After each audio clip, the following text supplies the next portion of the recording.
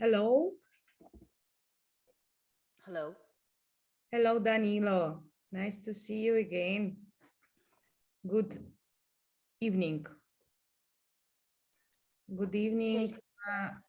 Good evening, Sumit, Anugna. Hi, can you hear me? Yes, we can hear you. Now we will check the sound.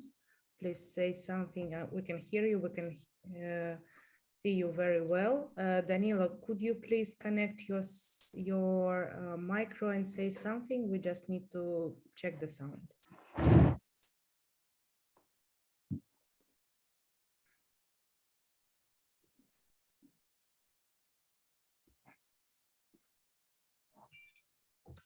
Hello, everyone. Good morning, good day, good evening.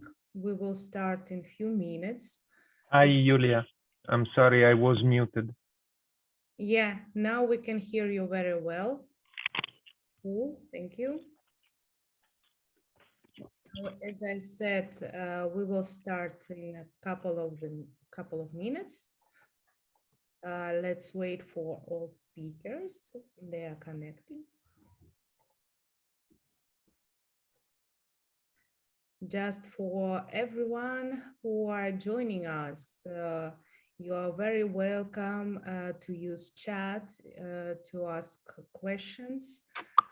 You can use the question and answers settings and raise your hand.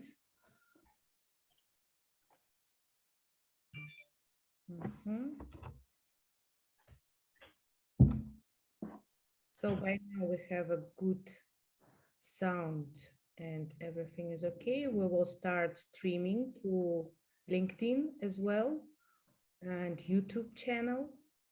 So for everyone who will join us through LinkedIn, we will start in a few minutes.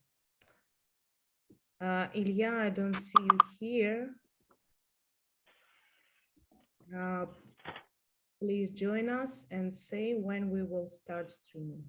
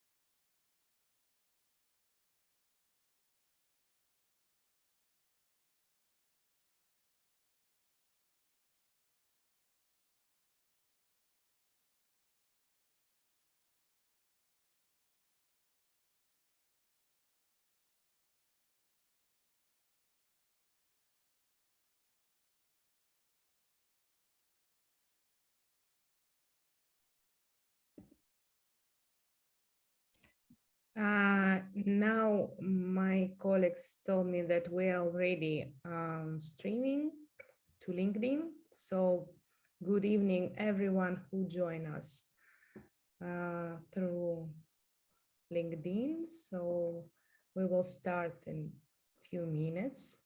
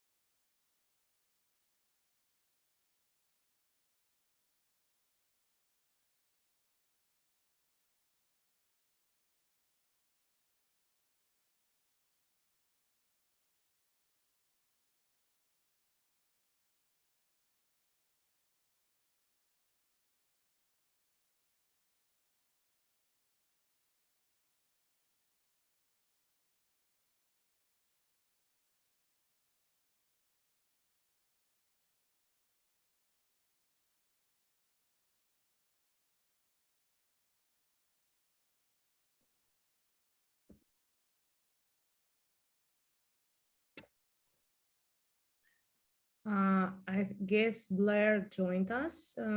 Blair, we're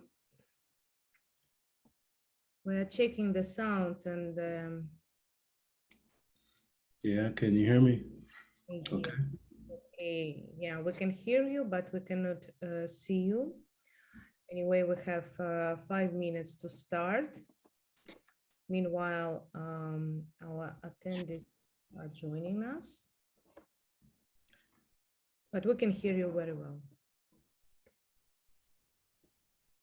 Okay, let's I give. think the use, I'm looking at the presentation, we'll update this because it has my name instead of Andrew's name.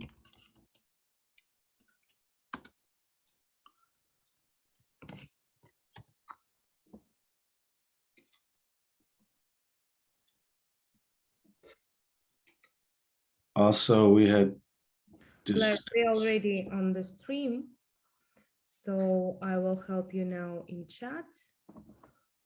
And we have just a couple of the minutes, 4 minutes to start. Okay. Are you gonna share my presentation, or am I sharing the presentation? Because I see some changes are missing that we discussed yesterday. I will send it to you right. I downloaded the one that you did this morning.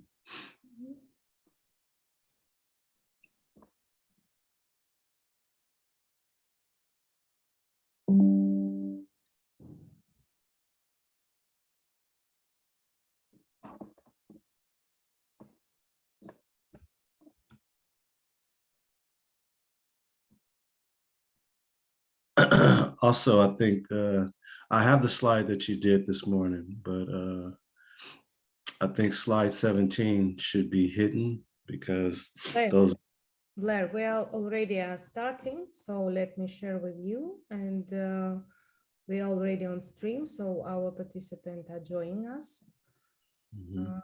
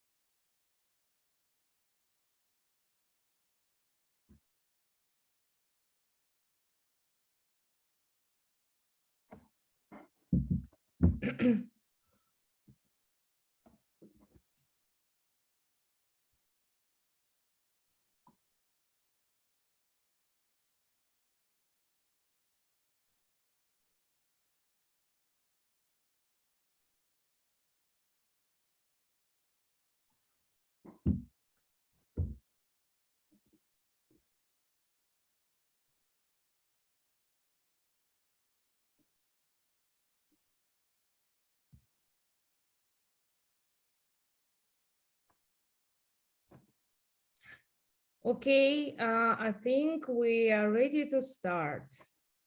So once again, good evening, good morning, good day. Thank you for joining us tonight or today. Please, Blair, take your turn, and I will stop to share the screen, and you can share your screen.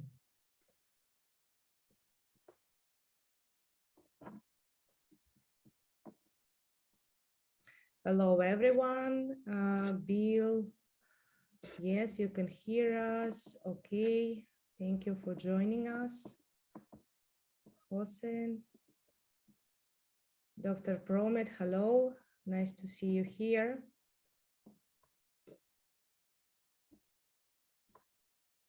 Hello, Rohan.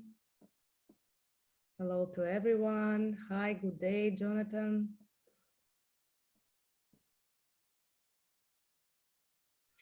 I just would like to remind that a lot of people are joining us through the LinkedIn. So we will also try to answer your questions there in the chat. And now we can start. All right. Hello, Yulia. Are you able to see my screen at the moment? Yes, we can see your screen. Everything is perfect. All right, excellent. All right. Well, then let's, if I may, I can get started by welcoming everyone to our event, Big Revolution in TinyML.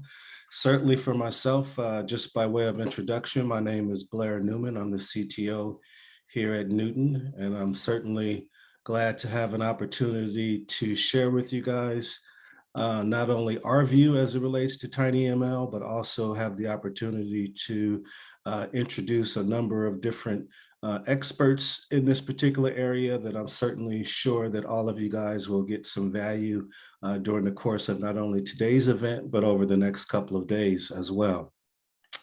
So with that said, we can get started. One of the things that I've learned when it comes to TinyML is TinyML, of course, it covers a number of different, I would say, skill sets. We have a number of different experts or individuals who may have an expertise, let's say, in embedded engineering. We have some experts and participants who may be very well experienced in machine learning. We oftentimes have some individuals who are just new to the TinyML field overall. And for me, that's one of the beauties about TinyML is that it covers experiences and it covers expertise from a wide range of fields, which actually for me, and certainly for us here at Newton, it certainly creates an opportunity where we can not only participate, but we can help provide value in a number of different areas.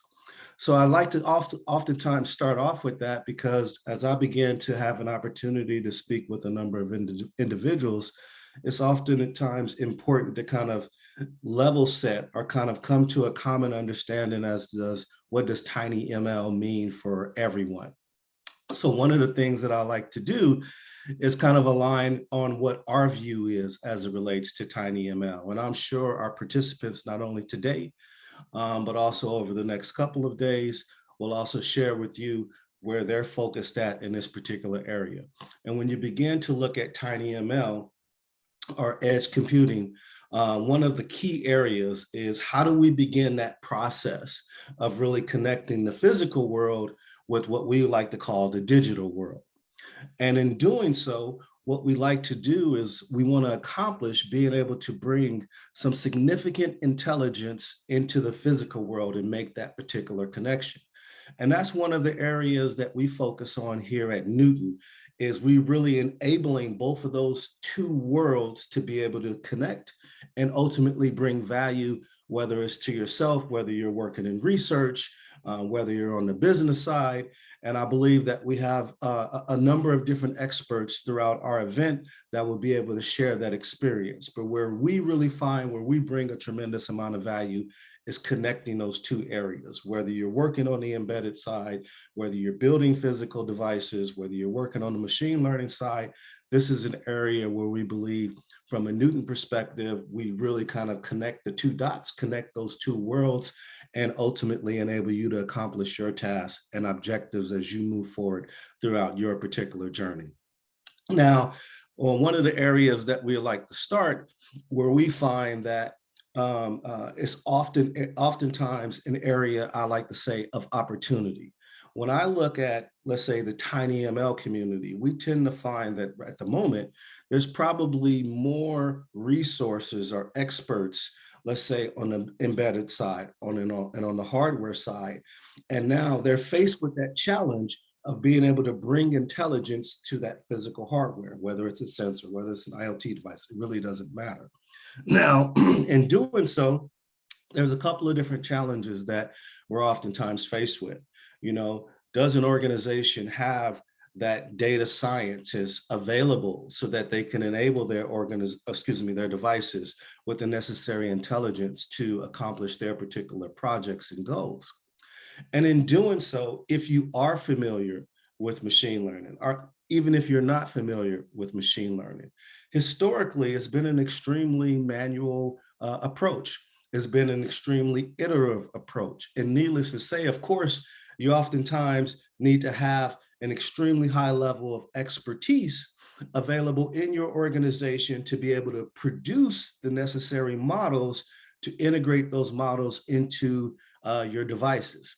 And then, of course, if you're fortunate enough to have those resources available within your organization, and you take that first initial step of being able to create a model that you find that operates at your expectations, then you need to take that next leap, that next step, and say, now, how can I now integrate this model into the hardware that I've decided to work with?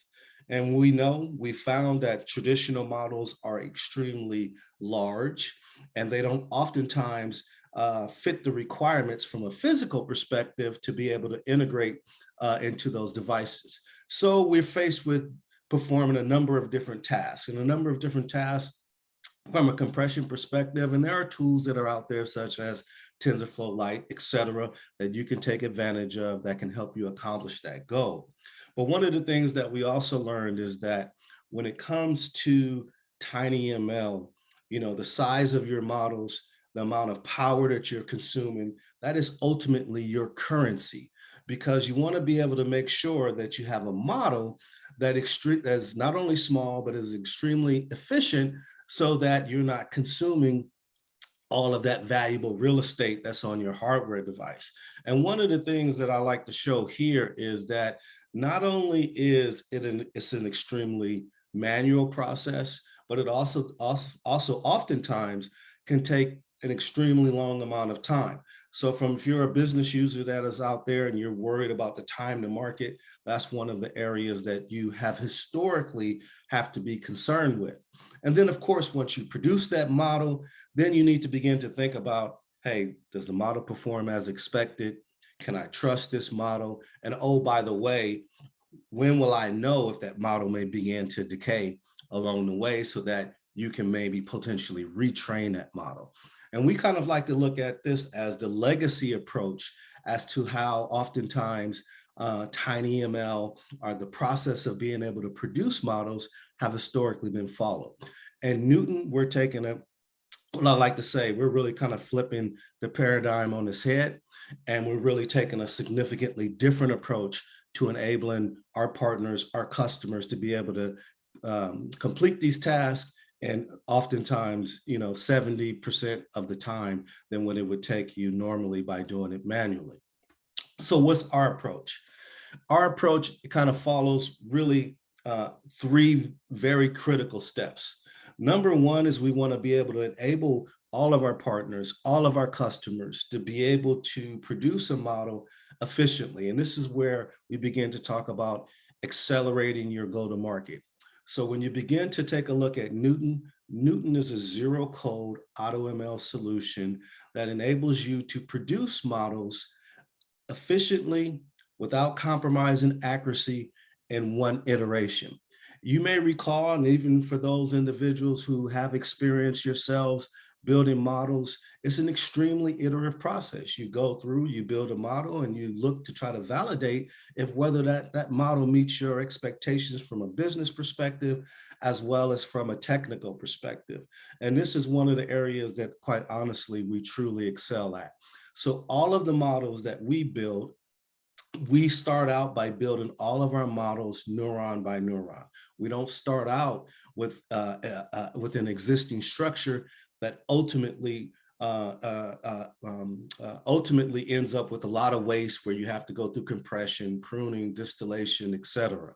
We've eliminated all of that. So as we build all of our models neuron by neuron, we perform cross-validation along the way, so that by the time you've reached your model, your ideal level of accuracy, you do not need to perform any compression along the way.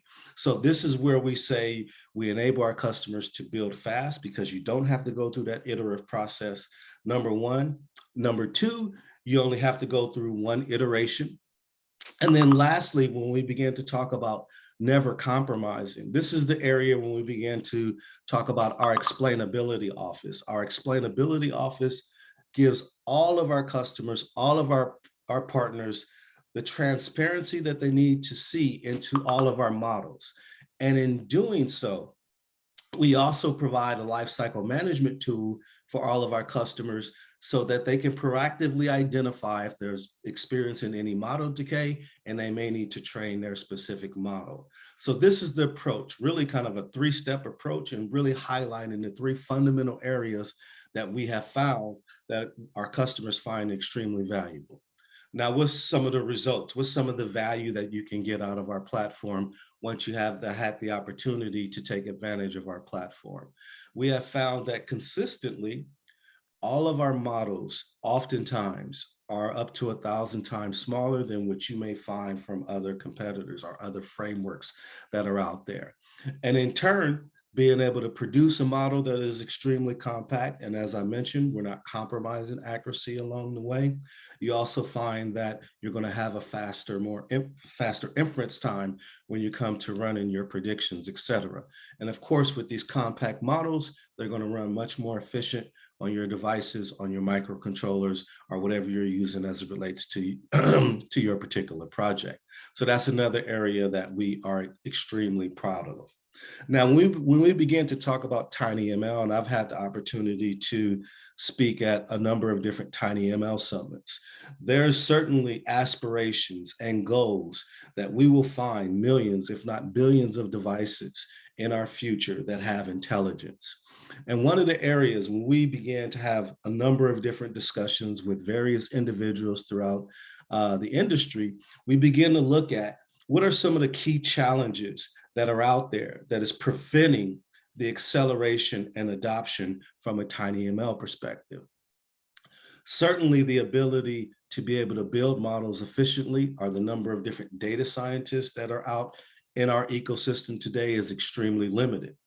Number two is being able to make sure that you have a model that is not only accurate enough in order to meet your business expectations, but it also can integrate into your respective devices that you're taking advantage of and leveraging into your particular project or your particular implementation as well. And then, of course, lastly, from a business perspective, we want to be able to make sure that we understand how our models are executing, why they're making the predictions that they are making. And then, of course, as I've mentioned, being able to determine, hey, when do you may need to take the next step of retraining? So we also address this component by providing a complete lifecycle management tool for anyone that we may have the opportunity to work with. So hopefully that kind of gives you guys a really good overview and foundation as to what we're doing here from a Newton perspective. And certainly one of the things that we want to do, because of course, being able to enable the community is not only key to our success, but is key to everyone's success. And that's one of the key reasons why we've decided to host this event and bring forward to all of you guys a number of different experts over the next couple of days that certainly all of you guys will, I believe, get an extreme amount of value out of. Now, one of the areas that I've mentioned is that TinyML covers a number of different areas. Of course, it not only covers the hardware side, but also it covers machine learning, et cetera. And also one of the things that I wanted to share with you guys is that it covers a number of different areas as it relates to experience. So when you begin to look at today's agenda, we'll start off today. Today's agenda will be kicked off by Danilo Powell, where he'll be covering handcrafted ML design methodology and the challenges that it poses. And I'll introduce formally Danilo in just a moment. From there, we'll have Sumit Kumar, who will be talking about one of the use cases that has been implemented. He's been able to implement from an agricultural perspective. And then also for today, you'll be joined by one of my colleagues who will give an overview as to how you can be enabled, as I mentioned before, to be able to produce these models in 3 very simple steps along the way. Going into day 2 will be the beginning of where we will offer a number of different master classes that we will make available to all of you guys. So number 1, we'll share experiences on the hardware side, also on the implementation side. And then from there, we'll go into a number of different days where you'll be able to take advantage of a number of different areas. So starting first with Suram Anugna, we will have a master class on the TinyML creation on TensorFlow. Specifically, we'll be talking about classification. During this day, also, there will be a competition that we will make available so that you guys can participate and receive some goodies, if I'm not mistaken. Day 3 will be a masterclass by Dr. Promit on regression and front-end ML solution. We'll be talking about ML-based, ML model-based APIs and a front end with Streamlit.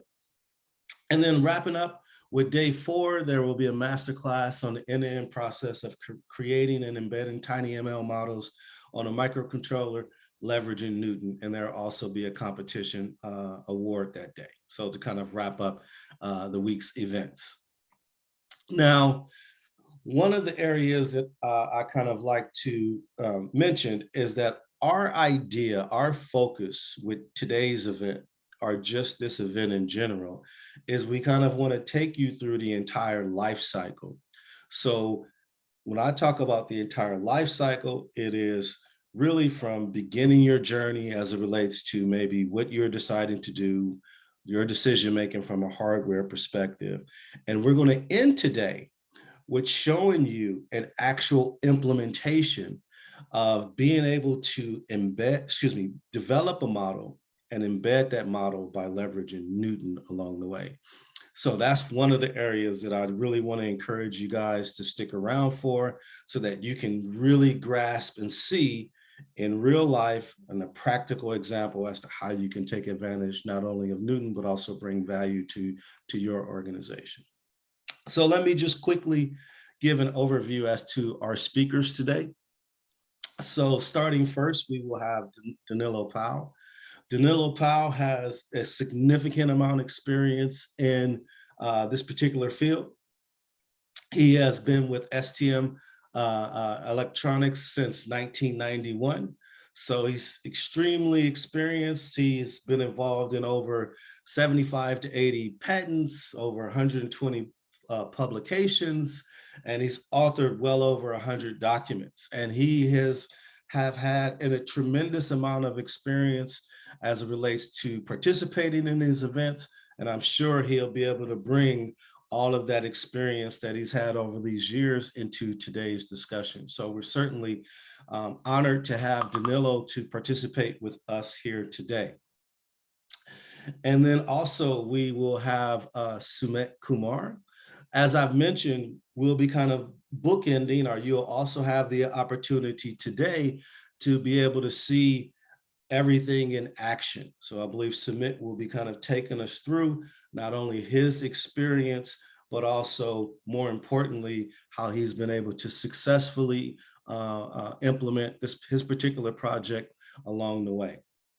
Now, one of the things that I like to share is that, and again, I don't mean to be repetitive, but our objective is to show, hey, how can you begin to take advantage of TinyML if you have, an exceptional amount of experience, let's say like Danilo, but then also how can you be successful, as Sumit? I mean, he's very experienced, but he's kind of just now beginning maybe his career. So we really wanted to show you the entire landscape, not only from a technical perspective, but also from a professional perspective as well.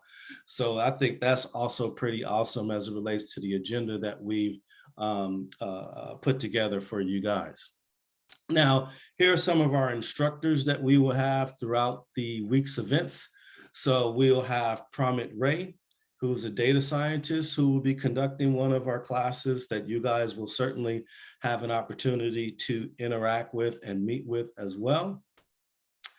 We'll have Suram Anugna, again, a data scientist with a significant amount of experience that I believe you guys will enjoy extremely.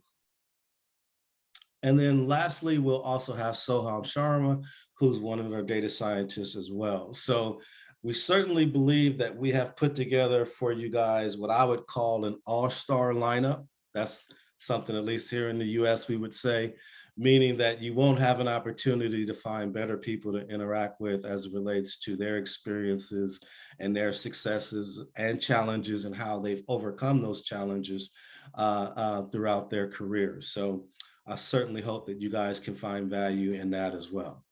So with that said, I'd like to give you guys the opportunity to meet Danilo Pau. Danilo Pau is the technical director of IEEE and an ST fellow, and he's involved in system research and applications. So Danilo will be conducting our keynote speech. And so I will hand it over to Danilo so that you guys can begin to get value out of this particular event, much more than what I'm able to offer. So with that said, Danilo, welcome. Thank you so much, Blair, for the nice, very nice introduction. Much appreciated the opportunity to speak within this event and within this community. And also thank to Julia and Anastasia for the very nice and awesome support. Let me share my screen, first of all, and okay, and go in slide mode.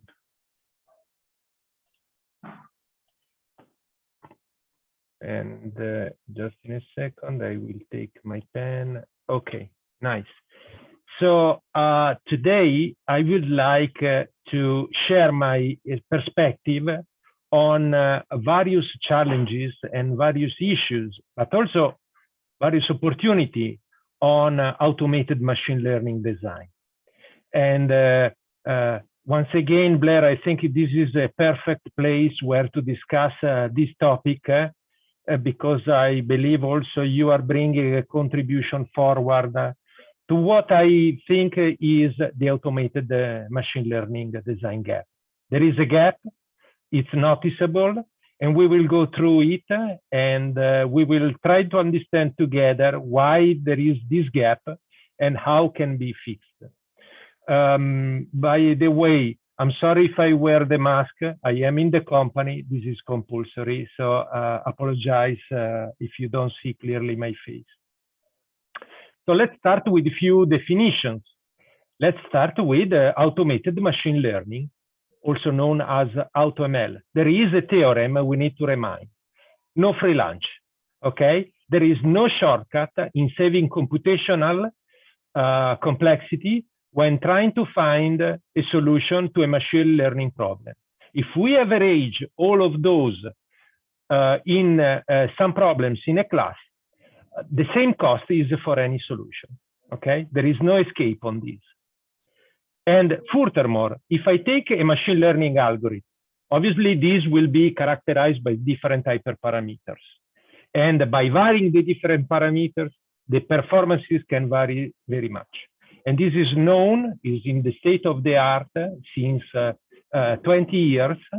And therefore, when we started to design a machine learning pipeline, we need to select the model, to set and define a number of hyperparameters, and then selecting both, which is also known as cache approach.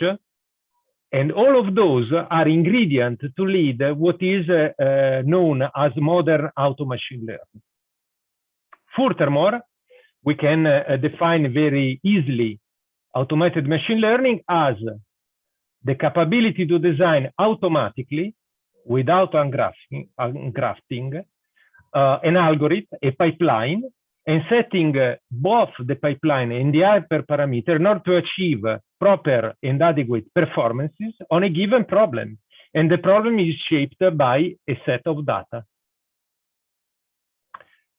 When we deal with the subset of machine learning, the artificial neural network, AutoML specialized in neural architecture search. And now the task to search the best pipeline for a given problem can be an amazingly complex task. Because, for example, I need to define a child model. I need to validate the performances of this chain model. And for who is familiar with k-fold validation, it can understand how complex is the process, especially if the data set is amazingly big. And then this has to be controlled.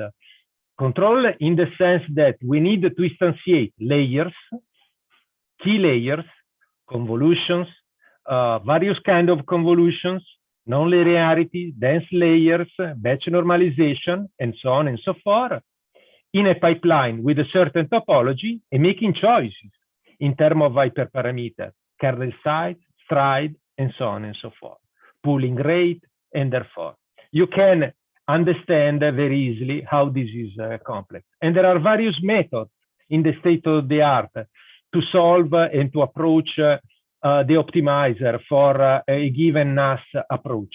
For example, reinforcement learning, or evolutionary method, or random or search which is based on some heuristics, or even more, optimization based on some gradient processing in order to find the optimal value of a fitness function.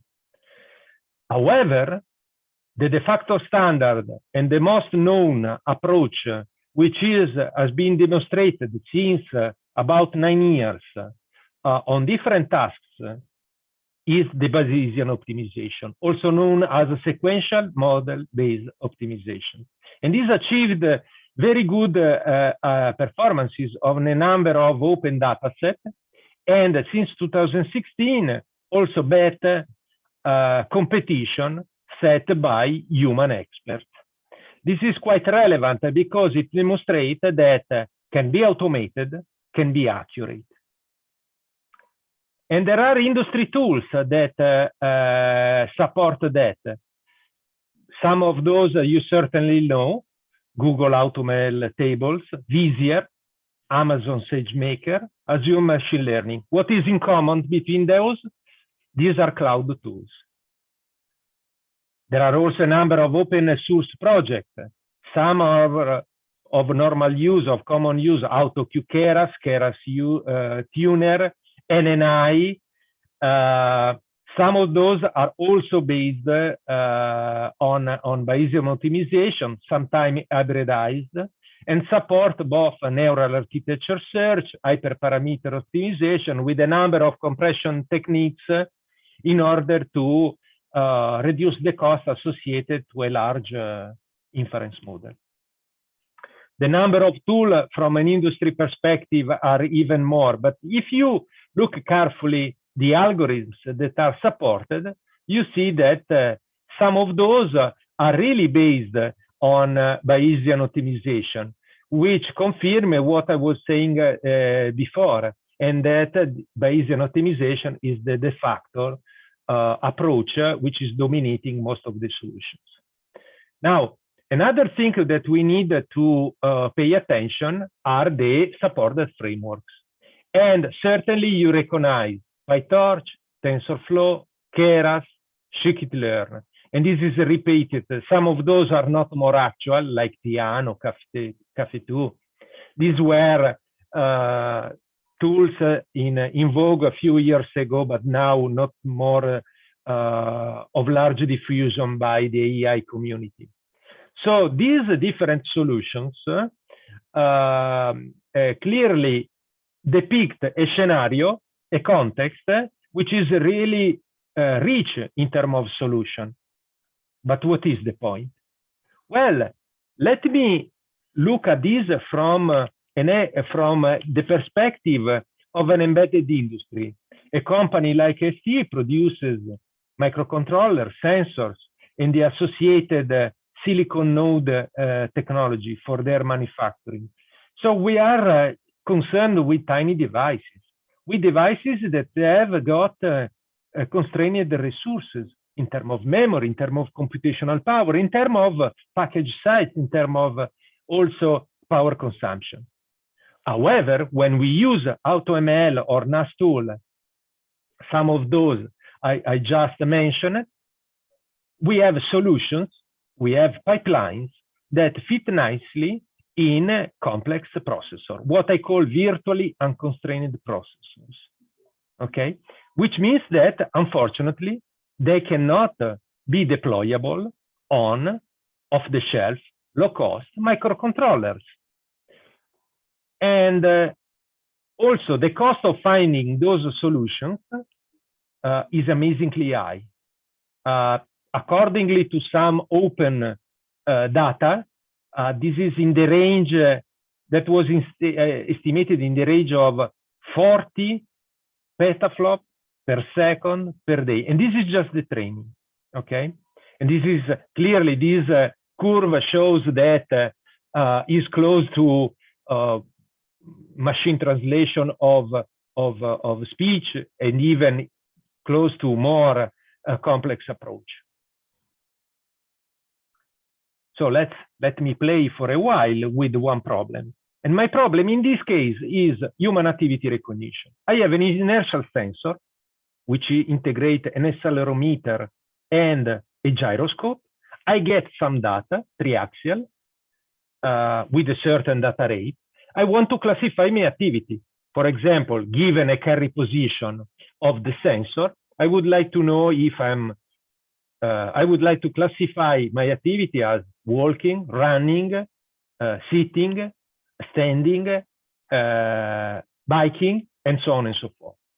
What I would like to achieve is a tiny network. As I said, I am interested to implement such a model on a microprocessor. And if I uncraft the model, in my experience, that was about 40 kilobytes, can be even less than that, okay? Can be even tiny, depending on the data set. There are various data sets. This is one of those. There are other data sets like PAMAP2, SHL that can be used. But when I use AutoKeras and AutoML, then incredibly, I can get accurate solution at the cost of a quite huge model size. And this is not deployable, for sure. It's easy to understand. Therefore, this push myself on the current way to handle machine learning problems and craft topologies, okay? What I can automate is the deployment. So let me go through an example. The methodology that we introduced since 2017 to address machine learning solution in the context of supervised deep learning is composed by 5 steps. The first, which is typically handled by a customer of us. I define a problem. In the problem, for example, there is the definition that I want to design an intelligent microphone which recognizes some keywords or some short sentences or my activities, or if I am a person or a cat or a dog, and so on and so forth.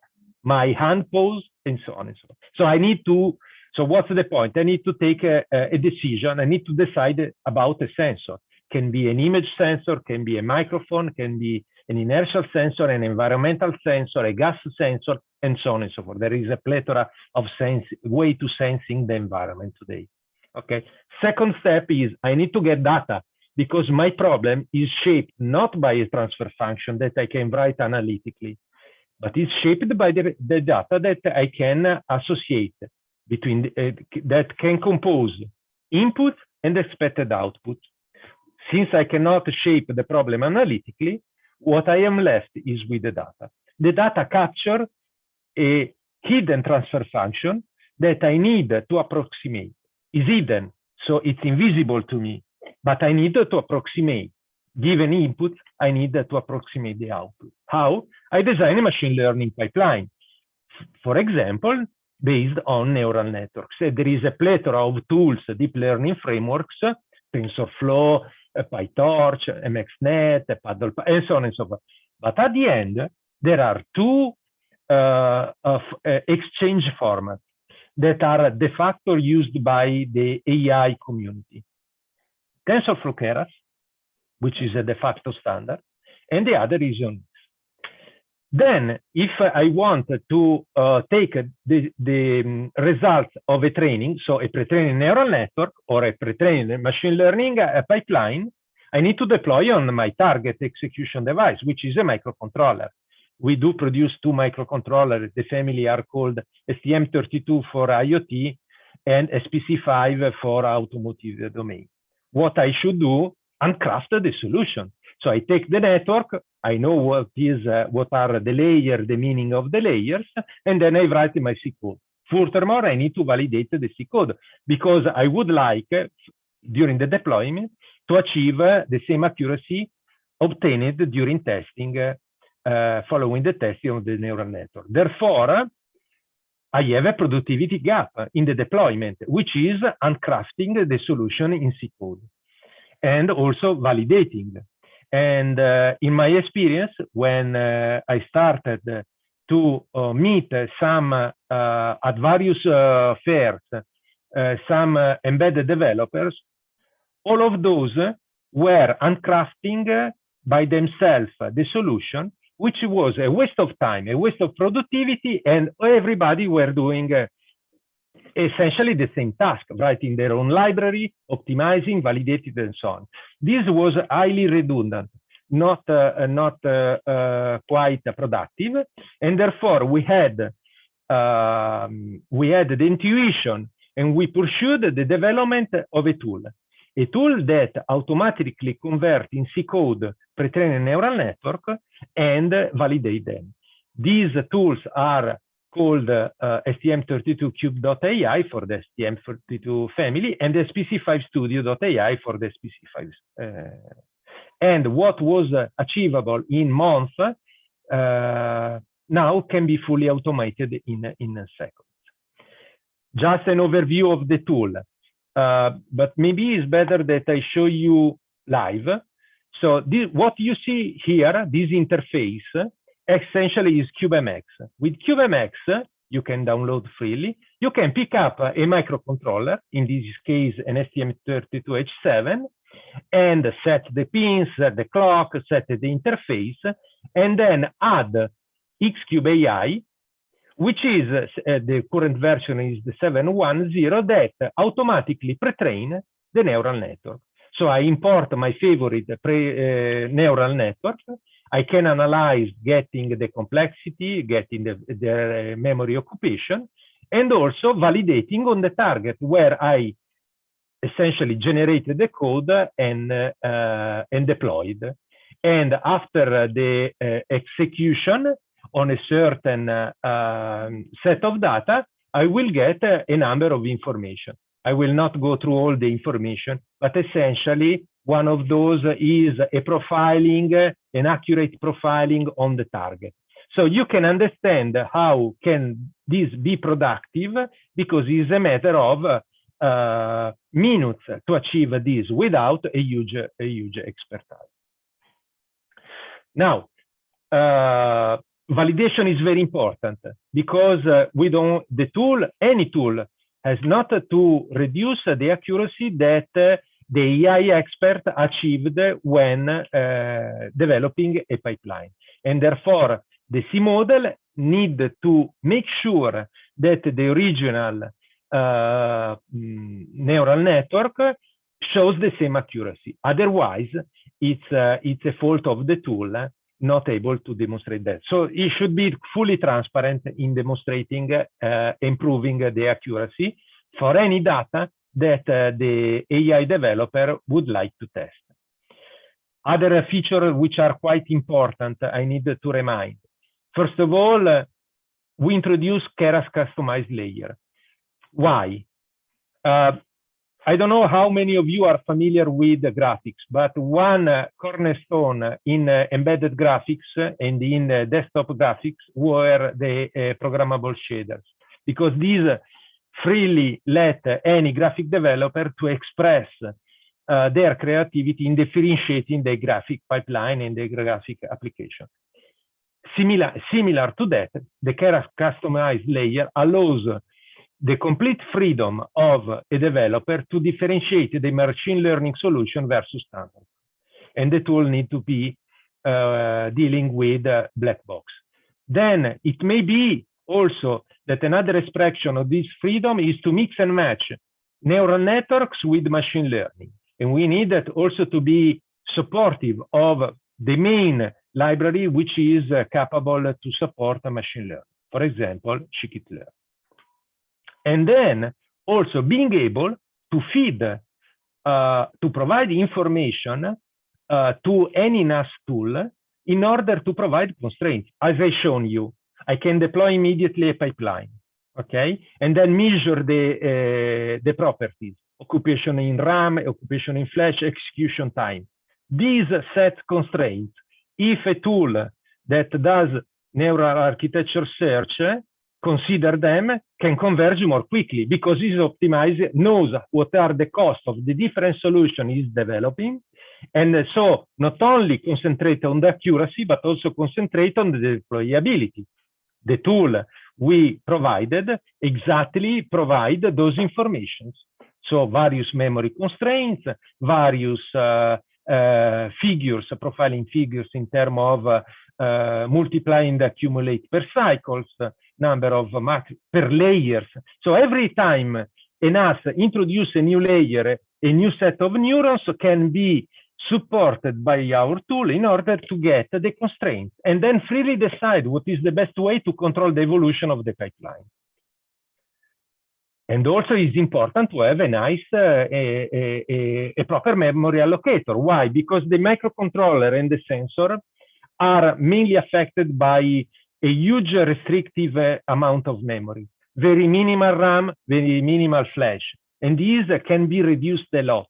And therefore, an allocator has to be capable to use as low as possible the memory during the scheduling of the different buffers, which are part of which stores the activations, the ways, the biases, typical of an inference pipeline. But there are also other things that need to be considered. For example, don't expect that a microcontroller has an homogeneous address space. There are the address space can be fragmented in pools, which are not consecutive in the memory space. So if I'm not able to manage properly them, clearly I'm wasting the capability to use those buffers.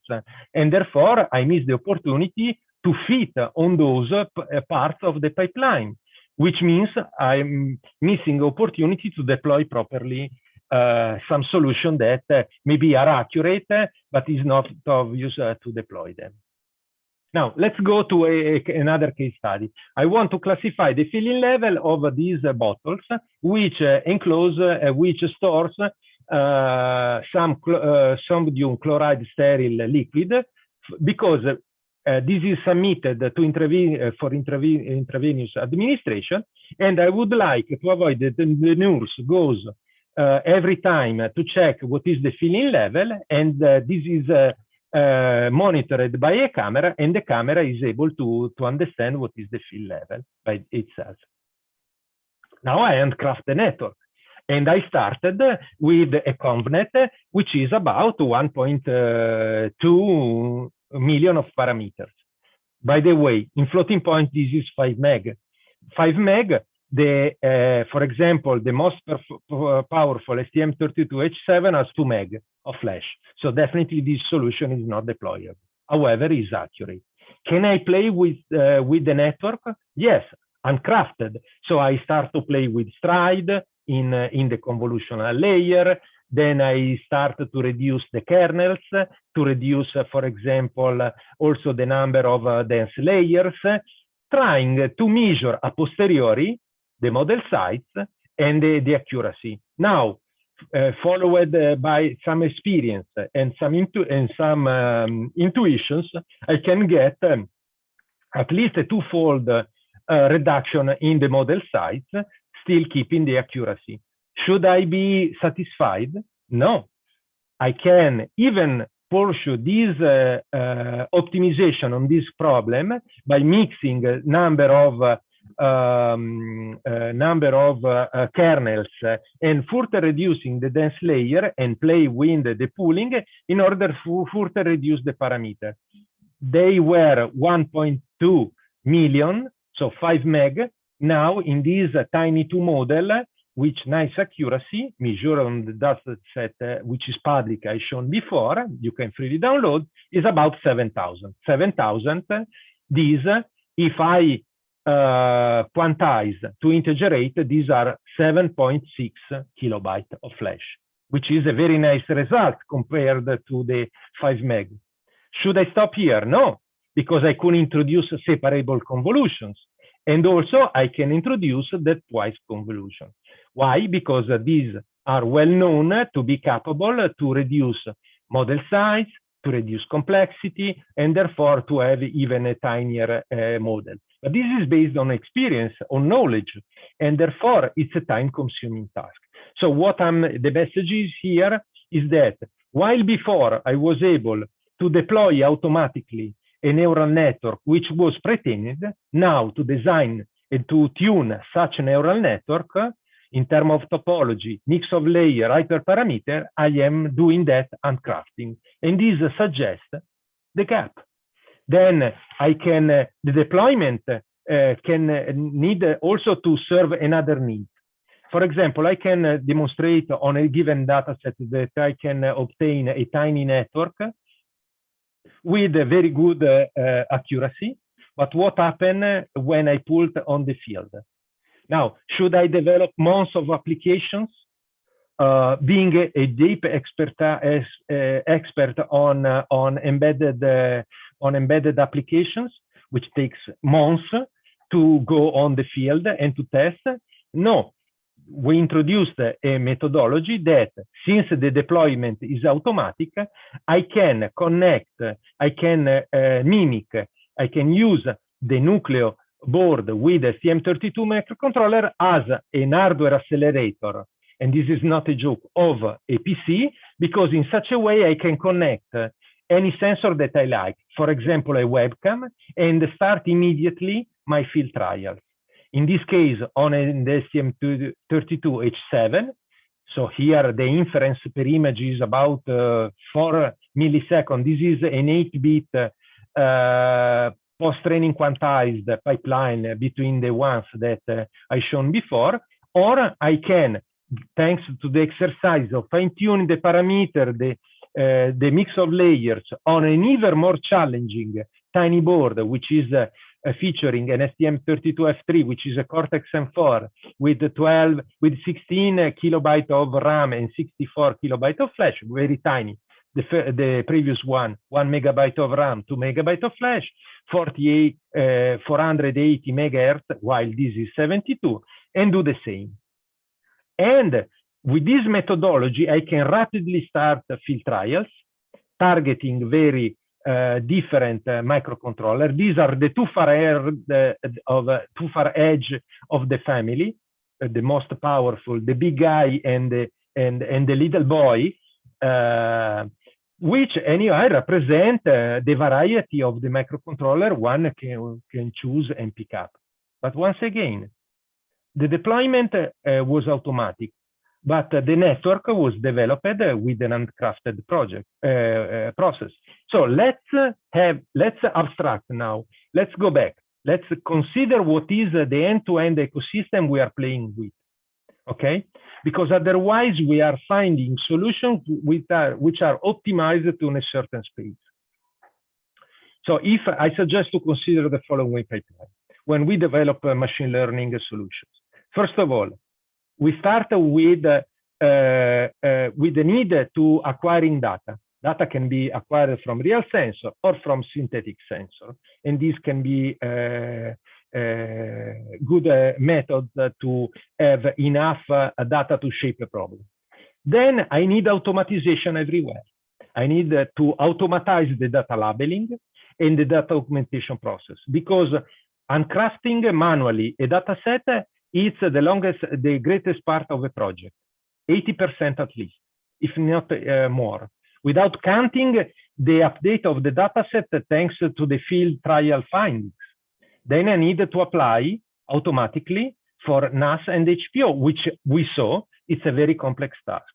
And then we need also to optimize the graph that I'm obtaining before to feed backend tools.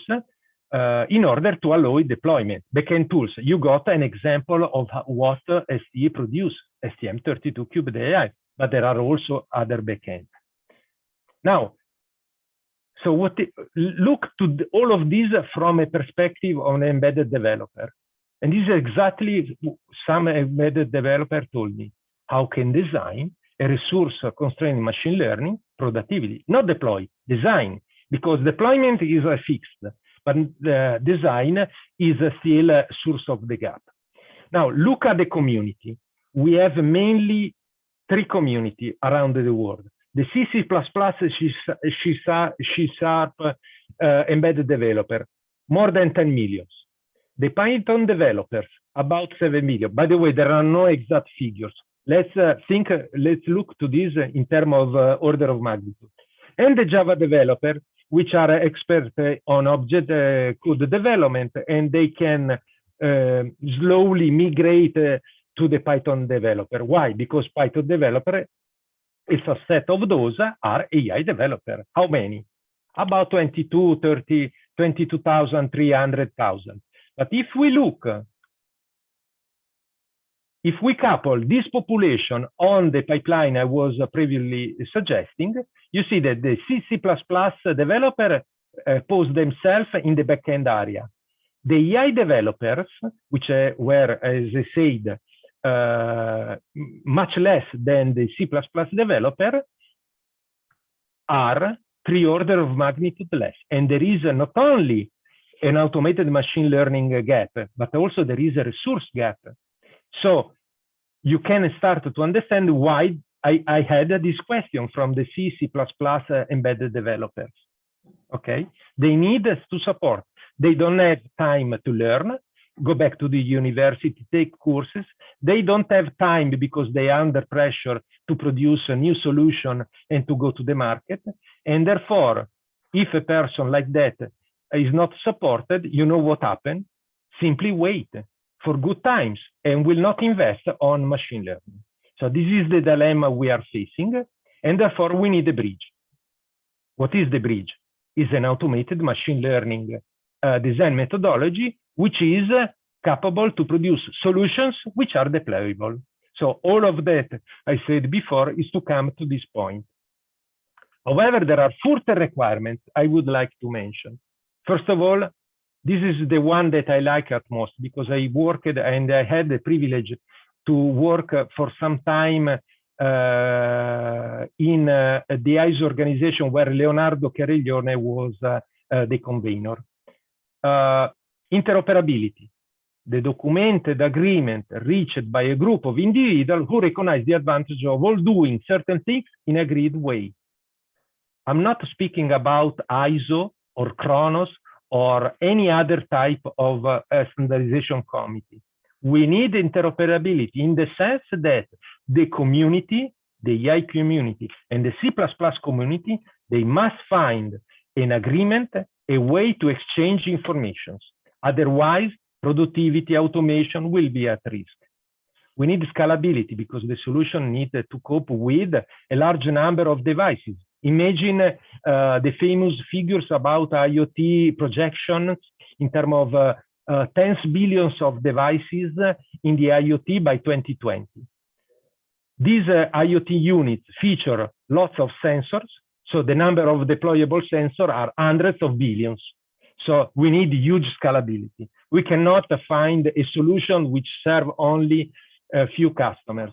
We need to find solutions with scale along the number of devices, not the number of customers, which will be deployed on the field.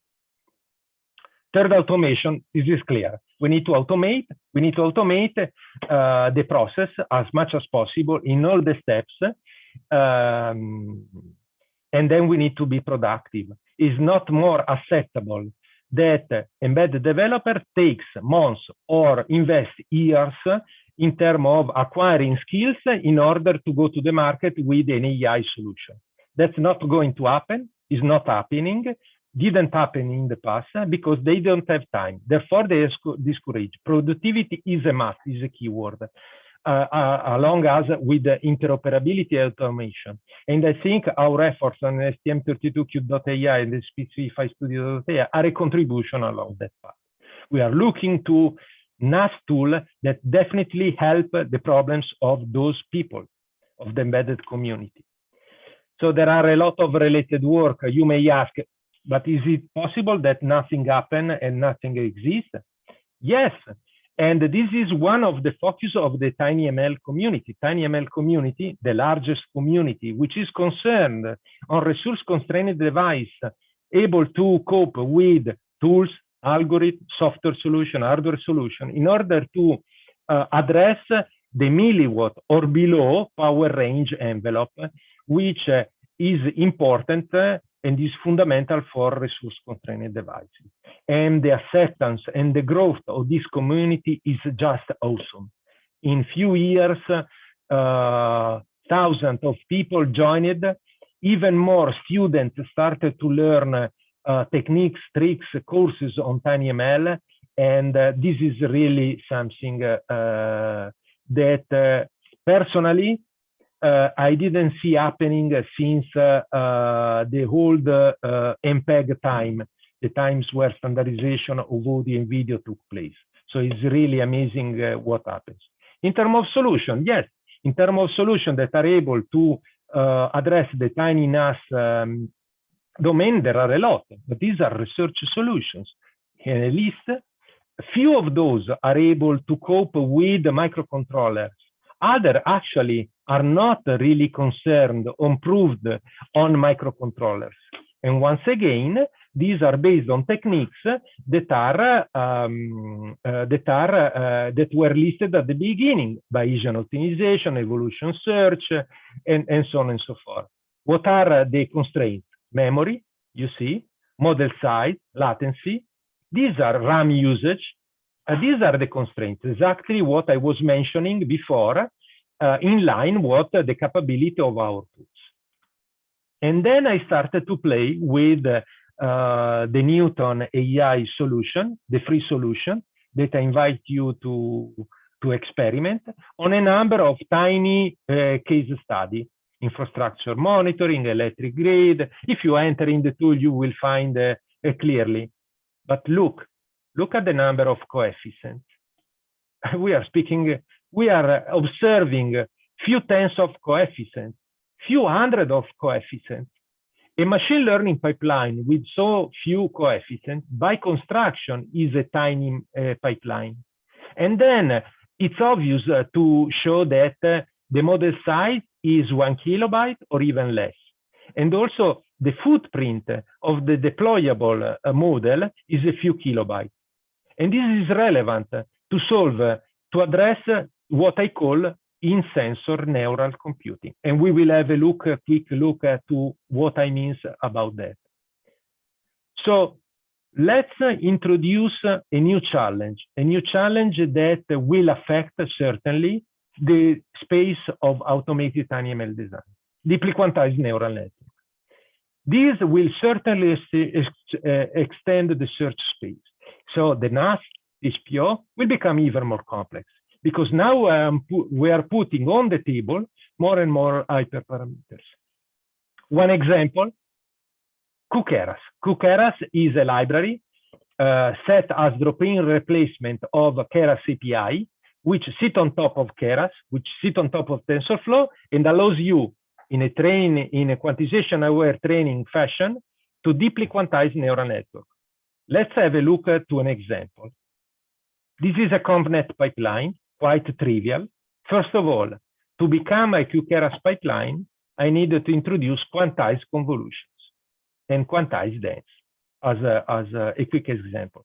Then I needed to quantize the weight. In this case, I am introducing fractional arithmetic, which means the format QMN. In this case, means 0 bit for the integer part, 7 bit for the fractional, symmetric, or binary. Therefore, it's an heterogeneously quantized neural network where some layers are binarized, where some kernels are binarized in different way. And I can play with the full range between 1 and 32 bit, integer bit. Same for the biases. And now I can also introduce quantization of the activations once again. And some will also I can play with binary activation, depending on the pipeline I want to shape and the performances I want to achieve. And in fact, this allows to achieve, in this example, a very tiny model, which is fully profiled in a complexity. And if we mix binary operations with 8-bit operations, hopefully without floating point operation, definitely the power consumption is set to be very low, because then I am starting with a tiny model, which costs very much less. And then if I implement on a target execution, this will underuse a microcontroller, and then for sure I will save power consumption. But now we have facing a new opportunity. As I said, let's step for a while before to what I was saying. There was a prediction that in 2020, 50 billion IoT devices were permeating the world. If we put a few sensors inside, let's say 10, you can imagine that the opportunity are to scale to 100 billion of sensors.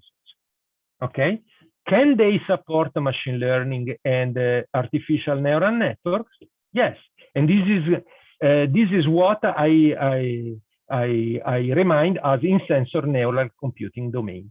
But developing a solution for this domain is really a tough exercise, because we have constraints that are pushing in completely opposite direction. The first, who drives the implementation in terms of silicon node? The sensor, not the LSI, which means that I cannot play with the FinFET 7, 6, 4 nanometer. This is totally out of scope, because we need technologies which are parsimonious in terms of implementation for the node itself. Power consumption, microwatt. I cannot add the logic which is more than the sensor itself. The sensor in a certain mode consume microwatt. The logic, the AI logic, need to consume a microwatt. There is no point to put together microwatts with milliwatts. These are different order of magnitude. Memory, few kilobytes. There is no way. There is no space for a lot of memory.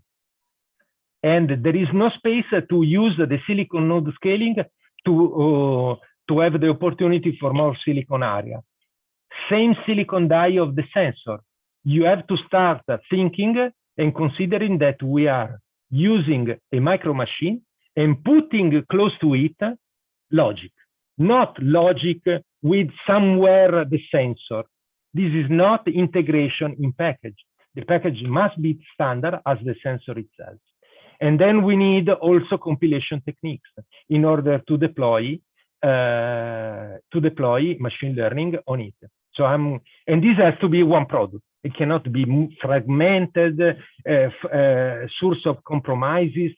Like, look, I put a sensor in 130 nanometer die close to a silicon, which is 7 nanometer FinFET, because the cost structure is totally out of any sense, and then it will not scale.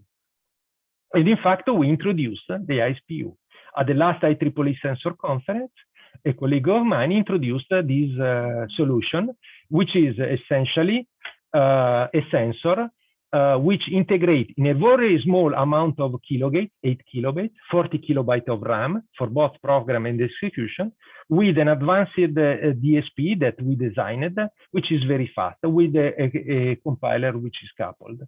And the benchmark are confirming the goodness of this approach. If a network is fully binarized, in the case the sensor is, for example, an event-driven sensor, the improvement versus a floating point neural network is 10 to 20 in terms of size and execution time.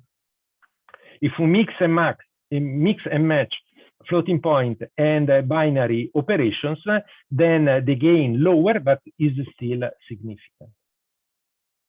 Now, we go to a fundamental question, which is very open in my mind.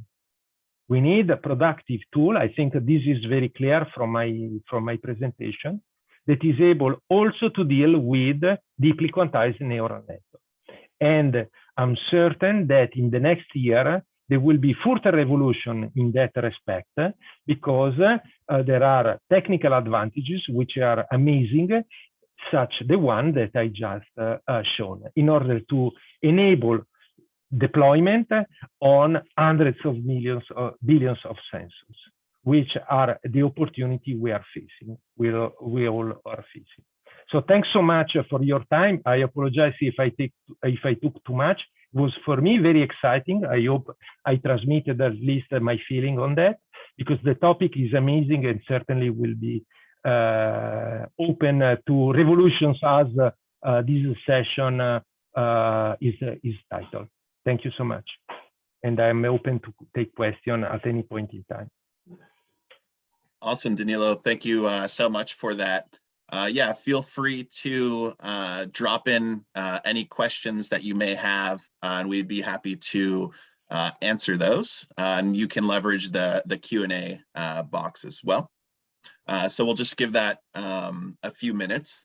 And then next up for today's session, we will be having Sumit Kumar, the founder and CEO of step2stem.com, and hardware hacker as well, up next to speak. So we'll just we'll give it a few minutes here while we look at that.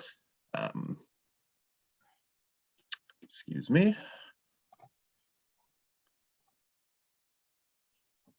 And yeah, my name is Andrew Glutt. I am the Director of Strategic Partnerships here at Newton AI. So fabulous session, Danilo. And next up, like I had mentioned, we will have Sumit.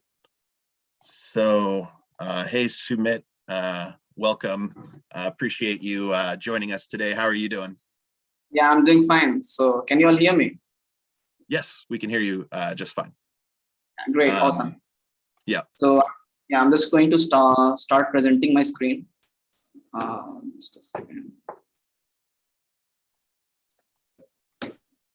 Can you see my screen? Okay. Yes, yes, we can. Awesome. Yeah, so before you get started, perhaps maybe you could just share with us a little bit on kind of how did you start your journey with Tiny Machine Learning. Would be awesome to hear from you. Yeah, so actually I explored this platform called as hackster.io, and I had been joining this platform since 2019. So it was an awesome journey. There are lots of contests coming up, and exciting thing was in 2020, I just got a contest from sparkfun.io, and they were conducting a contest on TinyML. So it was awesome for me to learn something new, because I just started pretty late in technology side. I was just focused on the school side before 2019. So you can see TinyML came to me as a blessing, that I started exploring more and more into the technology side, and exploring how can we make machine faster, intelligent, and make some cool projects to maybe participate somewhere and all those kind of stuff. So that's how I started this Hackster community. And this platform is actually very cool. You get to learn from many people. These hackathons are quite fantastic. They get to make you explore new hardware, new kind of design, and all those problem solving skills. So it was great for me. And I hope those who are attending this webinar, they will be also joining this platform. So yeah, so this is all about I started on hackster.io, and it's a cool community, and I enjoy it. Most of the time I spend here searching for project, getting some inspiration. And today I'm going to talk about ARIC, or that is called as agricultural record on electronic contracts. So basically I just started exploring this problem statement last year. The problem is very huge actually. If you see in the agricultural sector, it is very important for the products or the agro-based chemicals to get to the farmers at right amount of at right time. Otherwise the whole you can say the hard work or like the manual labor of the very months would be destroyed or like will be like futile. So taking into like account of those, I just wanted to explore like what kind of solution we can build there. And I also participated in Bear and Bear hackathon, so Buyer and Bear hackathon. So it was also like a good guide for me to like explore this field. So other thing is like when you talk about agricultural platforms, like there are a lot of challenges in transit, like the collisions, violent falls, extreme temperatures, and due to that there is a spillage or like the container might burst. And you know that those chemicals are like explosive, some kind of explosive, also pesticides and all those chemicals. So for each problem, I think when we mix different technologies together, we come up with a like an ingenious solution. We just try to solve a different problem in a unique way. So this is how I'm going to talk about Newton TinyML, how I explored this platform, and how I'm going to like share my experience over it. A couple of days I have been working on TinyML platform. And also the thing is like there's a lot of opportunity in this field, because every company all those agricultural companies, like agro-based chemical companies, they are looking for a solution because there has been a huge loss due to this problem. So I'm just going to go over that after this. Sorry. Yeah. So this is the project which I started, and like the problem, as you already discussed, most I'm from India, and like most of the pesticide, insecticide we just hear are counterfeits, or they are not very much real ones. They are just being counterfeit, and government is trying to make a huge stride to control those. But unless there is a new technology developed to solve that problem, nothing is going to help. No counter solution is going to help now. So how we are going to implement this solution? Our solution is going to talk about each device. There are a lot of products in the market. Agricultural companies, agro-based companies, they make huge products, and to solve that problem, we are going to explore what kind of design we can work upon. This is a smart label layout. Actually, this is going to be a smart label which we can stick on any package, and that would be delivered to the farmer. And already I explored a few days on this. So I'm just trying to demonstrate a prototype. So we are using ESP32 module, which is very cheap actually. So that's why I just went for these, and like the MU280 sensors and all these air quality sensors. So, and there's also why I'm going to use Newton AI, because as you already discussed, we just want to make it a low cost way. Otherwise, the farmer would not be able to afford the packet, as well as the technology coming with it. So it is going to be very expensive. So Newton AI actually make it very much possible to run on the cheapest MCU available to them. And I saw it it is able to run on 8 bits, so it can control computational efficiency as well as the power consumption. So that's a good fit actually, because traditionally we have data loggers, which we use in the logistics that log the data like temperature, humidity. But getting a efficient solution is a distant future we are seeing in this space, agricultural product space. So TinyML using Newton AI platform looks very tiny, but there's a lot to explore there. The platform is very unique, and I can show you how easy it is to get started with the TinyML platform. So it has been my choice of framework for this prototype, because it was very much intuitive for me to learn about this, because it is something new which I haven't experienced earlier. I had been doing with TensorFlow Lite, Edge Impulse, but this one when I ran into the fundamentals, how this solution is working, so it was quite intuitive, training the neural networks, just not taking a structure and then optimizing it, but rather adapting to the data. So that is very much unique, I just found in this space. So just a quick demo. I'm just going to show you how I how it is easy to get started with it. So first of all, you need to have a account, and thankfully Newton AI platform is giving you Gravity plan that is free of cost for all, and make sure you just try it out, because it's something cool. Sorry. So once we are into the platform, and you can see like it's getting ready. So meanwhile,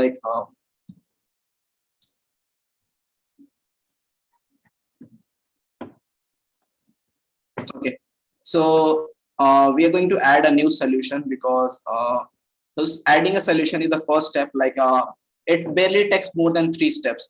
It is already this webinar is all about 3 steps, or 3 steps to perform a machine learning with Newton AI. So just talking about the 3 steps. So the first step is going to be adding a new solution and adding a data set. So this is how it is done is, let me explore this.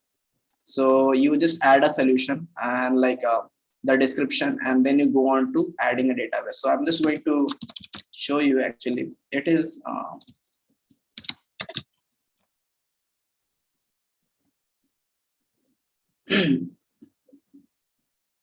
okay.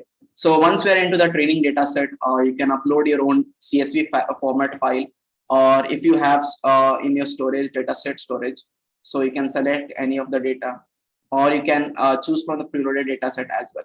So this is very much cool actually, I found, with the preloaded data set, because when we are talking about TinyML, the most the problem which I face thinking of an idea, I got lots of idea to implement using TinyML, but the only thing that I just give up on many solutions because I don't get valid data, or I'm unable to understand how do we collect data for that, because it might involve too much complexity. So getting right correct data and a good amount of data is actually a big problem when you're trying to solve a problem using TinyML. And sometimes data collection takes a huge pain as well. But if you're trying to explore some clear data set, it is already providing many data sets, which is very much cool to try out with. And they are very much tested data sets. So we are going to select from our storage, which I had used. So this is the data set, and you can preview this data set actually. So we got 2 columns, 3 columns, sorry, and the condition column is actually going to be the classification. So we record the temperature and humidity for 2 conditions. One is either extreme condition, that is going to result in condition 1 value. That means it is abnormal temperature. That is going to classify that your product is not going, product is kept in a place which is not suitable temperature, which is at not a suitable temperature for the product, because all those chemicals, like agricultural based agrochemicals, they have the certain temperature ranges, and they should be stored within those ranges. So that is very much important during the transit. So this is how we add a data set, and then we just move on. So this is the first step, and the second step is to select your target variable. So this target variable is actually kind of what you're looking for what you are just trying to use your data set for. A kind of, you can say it is going to be for X, the value Y. So it is a dependent condition you are trying to test. So it is a dependent variable actually, to say much more in the terms of maths. So now we get to select the TinyML, and yeah, this is the cool thing. You can select the bit depth. So you can either select the 8 if you are just too much conscious about the memory and all those power consumption. So better go with the lower one, 8-bit. And I personally felt that there was very little, or I think no minimum loss of accuracy. So whichever you go, it is not going to matter. The only thing is you should have the right problem, right target hardware actually. Otherwise 1632-bit works on all the new development kits, and then you can just try to start the training. So I have already trained it. So training takes some time, and plus you get a feature that once the training is complete, you can easily get a notification through your mobile SMS. So I think it is quite cool. So I'm not going to train it now because it's already trained. So let's explore it. So the training took 5 minutes and 18 seconds. So this is my training result. It was quite accurate, 95% accuracy. And the other thing is you get to good advantage over like checking like your progress over the training and the heat maps, correlation maps. So that's quite cool. And it all depends upon data type, like data set. Like if your data set is something different, so you might explore, get more kind of graphs and all those like feature metrics. So it is all dependent upon data set. So my data set was very clear and it was a binary classification. So it resulted in like the distribution, like the variable distribution and the heat map. And then we go to the prediction. So this is cool, actually, historical model to data relevance. So this is what we had been like Newton ML has been quite good here, because this actually shows you like your data is how much relevant to new kind of like test data. So whenever you see you're losing some accuracy, you can retrain your model with new data. So that's quite cool actually, because you get to know how your model is performing in like real world test case, and like how it is going to perform further, and then you can retrain and apply your logic on that. And you got the prediction, the REST API access, which makes it infinite possibilities to implement in different programming languages. But we are going to look on the downloadable solution. You're going to download the solution, and like it is going to download a zip file, which is going to have this kind of structure. You can just see the file structure. So the model.c is actually the model file that is going to have your model memory and all those things. And these are the two important files that is performing calculation and all those like memory crunching task. And they got the user app C and user app C, that is the callback file.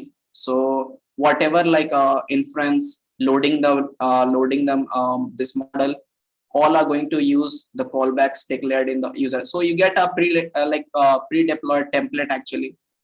Pre-made template is already there, and you can easily use it, so that you can configure your model pipeline for your own. So I have tested on 2 devices. Currently, I tested on ESP32 and BLE33 Sense. So based on the code, it should actually work on any hardware. 8-bit. So the model was trained for 16-bit. So I don't think it would be having any problem working on any 16-bit device. So just to go more into the details of like this TinyML, yeah. So our model has only 120 coefficients. So I remember my data set had more than like 2000, like I think rows. So it's quite impressive actually, because earlier I tried TensorFlow Lite for my model and like for my projects. So it was not quite like small, and the size is also very small. The embedding size is also very small, less than a kilobyte. So it's pretty much like good actually. I just found it very much low of memory footprint. So this is how the structure is being like defined here. So we just get the like callbacks. So this is the let's go to this. Okay. So first of all, you need to initialize the calculator int function that is going to load your model into the memory, or better to say in the flash, and then you're going to get the app model info. So we just ensure that the model is correctly loaded or not using these callbacks. So these callbacks are defined here, and you can see when you call the app init, it should call the calculator init that is defined in the calculator.c file.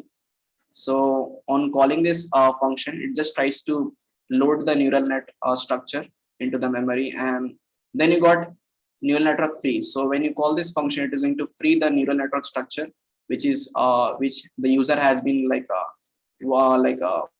using. And then you got the important thing on, yeah. So here goes the important thing. So this app.run inference, you just pass the sample. So you just prepare the sample as you did for the training. So it should match the training data set which you have used, like the first column was humidity, then temperature, and additionally you add a bias to this sample. And once the sample is ready, you can just run this run for the inference, and then pass the sample to that function. So this is just like a condition we had put, like 0 is the normal condition, 1 is abnormal condition, and then we have the unknown condition. So once you are done, you can just free the memory And then again you can reinitialize from here, like loading the memory back into loading the model back, and then so this is like you just do an iteration, and then you just try to get the model like output. So you can see it is this was the output result I had been like testing. So it is not quite complex. It's very simple to understand how the model is working. The only thing complexity might be like choosing right data set for your project, or making a correct data set. So that might be a challenge. Otherwise, like what cool you can build. So I found that there are a lot of cool things which we can build. And whenever we talk about whenever we are talking about TinyML, the only thing that comes to my mind is which should be like implementable. It should solve a real problem. We already got a big like a supercomputer solving a big huge problem for the like the astronomers, for the weather scientists and all those. But when you're talking about the TinyML space, how it can solve like the daily problems, that should be the main focus, maybe according to me, in my opinion. So you can use it for the freezing of get like for the Parkinson disease. So that's a very good use case. You can use uh, using the accelerometer and the gyro sensor on the hip and leg, and then finding it. Or maybe force and torque measurement on a robot for failure detection, appliance energy uses, or like alcohol content to predict the heavy and drinking episodes, and many like many more like this. So you can keep this list growing in the comment box, so that I can also be inspired and then try to work on some new models. So it would be very much cool. So just grow this list. So coming back to this, how this is actually solving the problem. So we are also trying to explore blockchain into this. So for blockchain, I'm using DAML.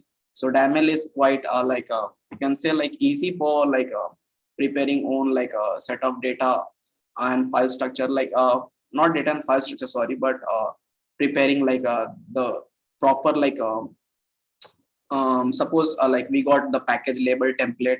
So whenever you are talking about the agriculture product, the farmer has the right to know the information about the company, the product usage, the harms and the negatives or the side effects. So in order to make that in a like a immutable structure, so we just need a blockchain one. So that is DAML going to provide us. So we just don't want it to be fully transparent. We want it to be selective transparent. It means that it should not be like a fully visible to all, but like it should be a stepwise process. The company should be able to intervene. The Agriculture Commission should be able to intervene in between if there is a like a alert or something. So this is how this was the problem statement which I tried to solve. And maybe if I'm able to like get more on this, I'll just try to finish this project so soon.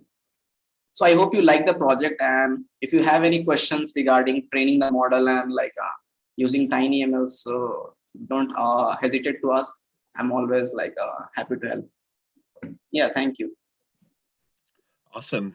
Thank you so much for sharing your experience with your use case, as well as implementing the model. I thought that was really cool. Definitely a lot of fascinating projects you're working on. You know, we're excited to see you continue to explore new models and everything like that. So a few questions did come up as you were speaking. For the preloaded data sources, we do have some of those from Kaggle. That is correct. So we do have quite a few famous data sets.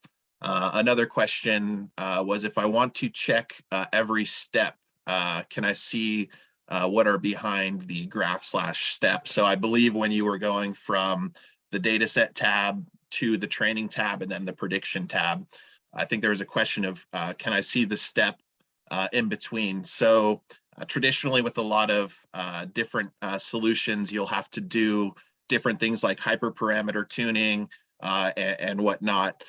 With Newton, we've gone to simplify that process. So you're not actually able to see every step. We also had a comment, the data visualization is cool in Newton, so appreciate the comment. And then also, does Newton contain images or does it support object detection? So as of now, We do not support images or video. Right now, all of the problems that we're solving are with tabular data. So if you're able to extract your data from Excel and upload it into the platform. So yeah, those were a couple of questions that came up. And yeah, so appreciate you sharing your experience. Very cool stuff of what you're doing. And now we're just going to take a little bit of a quick deep dive into Newton and another use case that we did as well. So let me just pull it up. Awesome. So how do we build and embed models, 1,000 times smaller in just 3 clicks? So we have just some questions, what if we were able to create the solution without having any technical expertise? How can we create a model in just 3 clicks? How can we find the most optimal model in one iteration? And how can we produce smaller models? How can we have faster inference times, eliminate the need to perform any compression without compromising accuracy? A lot of times what we see as we do compression and quantization, we see a decrease in the accuracy. And on top of that, how can we explain why the model makes every single prediction? So, some of the data and analytics that we saw in the explainability office during Sumit's demonstration, we also have the ability to look at each individual prediction and adjust the values to see how it would influence that prediction. Additionally, how can we address the ability to bring different AI models into production faster? Oftentimes we can work on models for a very long time, but actually don't bring it into production. That's not getting the return on investment. And so, how can we build fast, build once, and not compromise on the accuracy or our business requirements?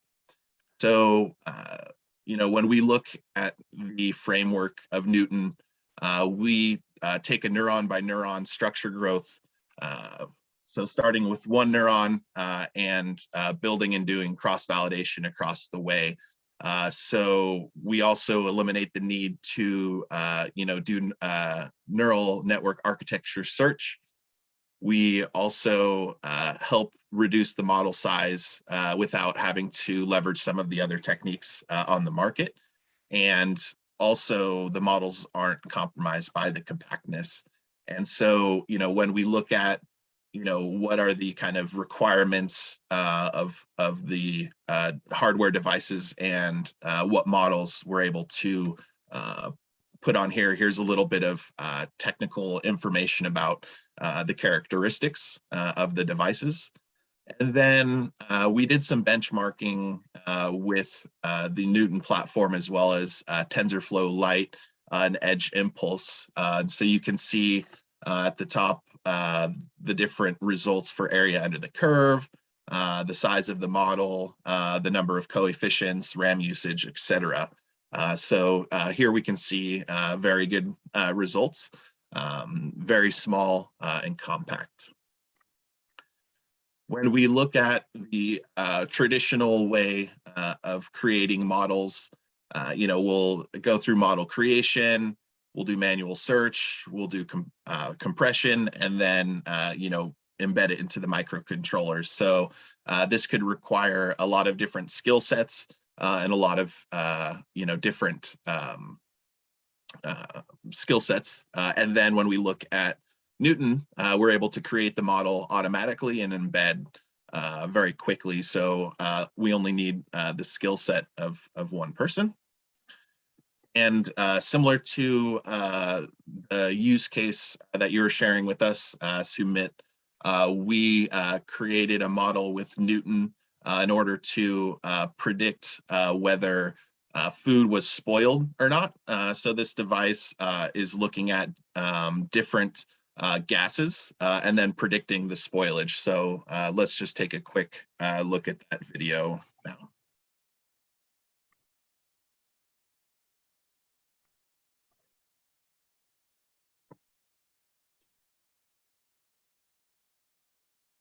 So here we're going to look at creating the model.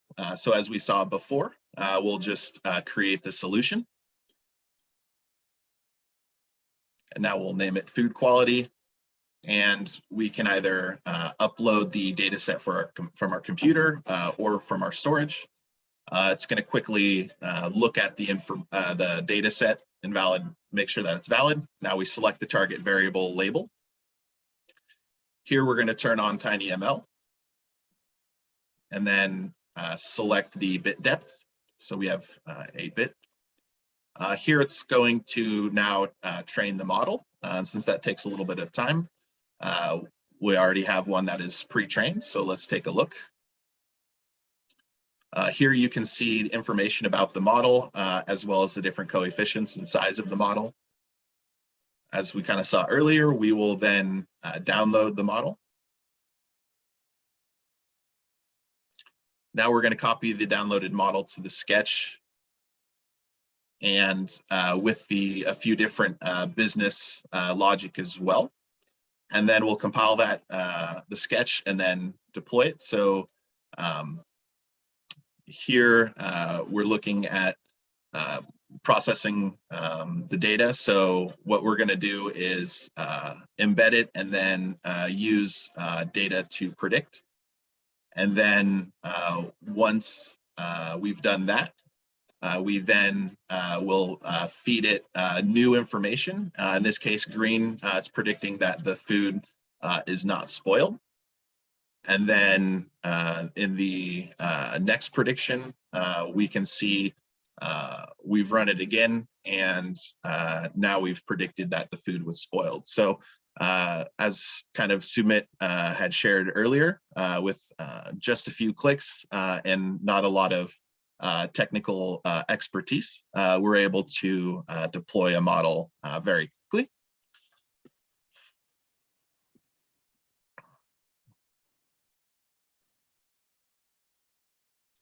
So those questions we posed earlier, how can we build a model without expertise? How can we run inferences faster? With Newton, we're able to do that all very quickly. And so some of the challenges that Blair shared with us earlier, limited knowledge and availability of resources from an ML perspective. How do we integrate those large models into edge devices? And then also evaluating the quality and understanding the logic behind the model. So with Newton, we're able to accomplish this with our zero-code AutoML platform for non-data scientists. And the framework in which we leverage will create very compact models. And the explainability office helps give us information about the models that we build. So I'd encourage all of you to go to this link or scan the QR code and go ahead and build the model yourself. So this week we are having a competition. So feel free to get in there, try it out, and you'll be able to build the same model that I just demonstrated. So I'll just leave this up for a few minutes while we get Q&A going. So yeah, feel free to try out the platform. And then, yes, Sumit, Danilo, if you have any other comments or thoughts that you'd like to kind of add as we wrap up, definitely encourage any comments as well.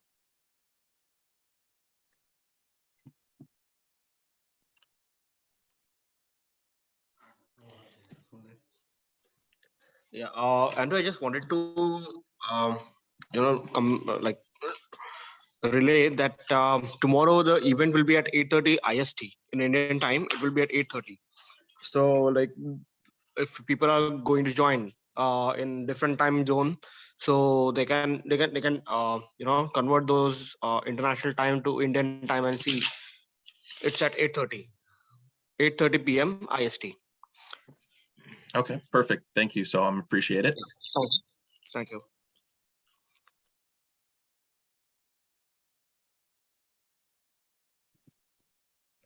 Yes, meanwhile, we are waiting for questions.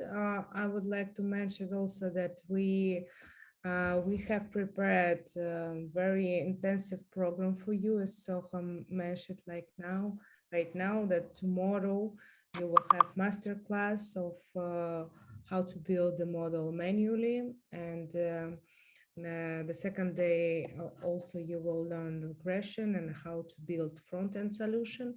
And in the final day, this Friday, we will show you end-to-end process of how to create an embed model, but in detail. So you can go step by step with us. And even you haven't done it before, never, after this session, you will be able to do it with us and by yourself. So please join us.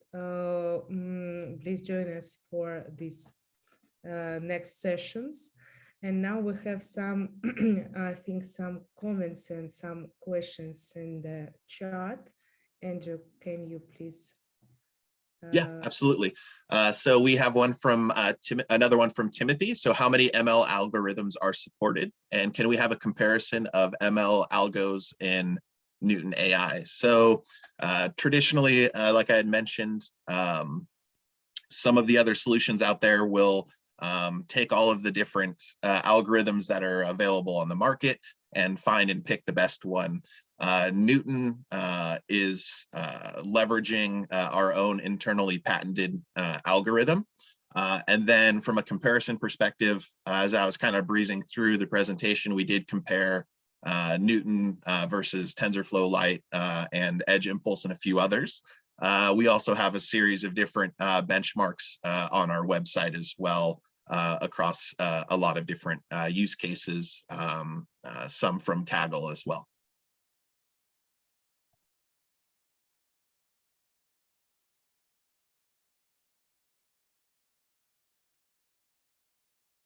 And then we Yes, had. I will share now in the chat the link to our benchmark, so you can check it up.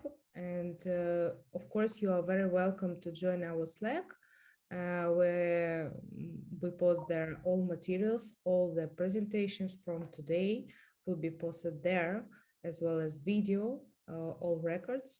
And we have a growing community, and you can make your, like a network and ask us questions, and also participate in our educational activities. So please welcome. I think I already shared the link. Oh, thank you, Jim. Excellent demo. And thank you.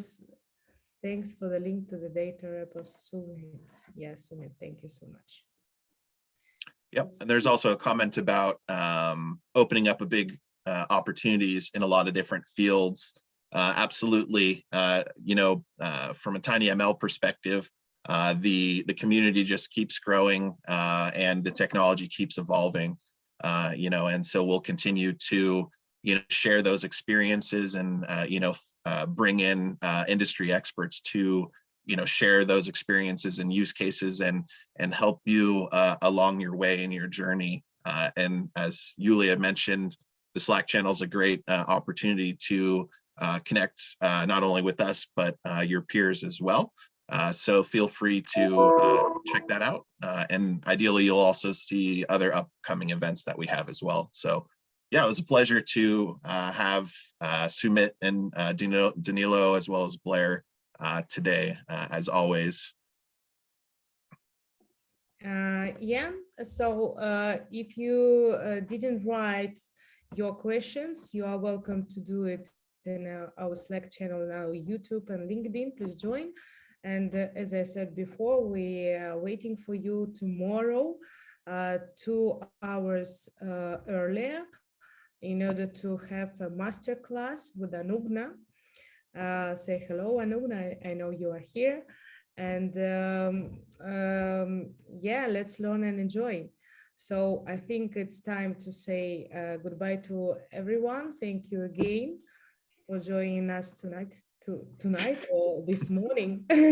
For Andrew, for you it's early morning, I know.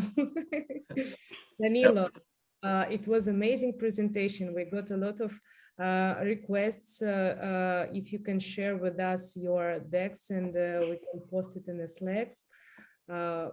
So more people can learn from it, because I think maybe from the screen it will be a little bit difficult to see everything. So we will be very appreciated if you can share with us. Yeah, thanks so much for the opportunity. It was so much exciting to be with you today and to speak about this amazing topic. Thank you, Danilo. We will invite you more. I am sure that you have a lot of knowledge and experience to share with us more. Danilo's LinkedIn ID on the chat itself, and also on LinkedIn. Like I just got two, private messages. So can I just put up that in the chat? Do you mean some questions from LinkedIn? Let me check it quickly. Oh, he was just asking if, Danilo, do you mind if we post your LinkedIn and chat so that people can add you? Sure, Yeah. no problem. Sorry, I didn't understand. Sure, no problem. Cool. Thank you so much. So again, thank you so much. See you tomorrow. Have a nice evening, day, and morning maybe. All right, bye. Bye-bye. Bye to everyone.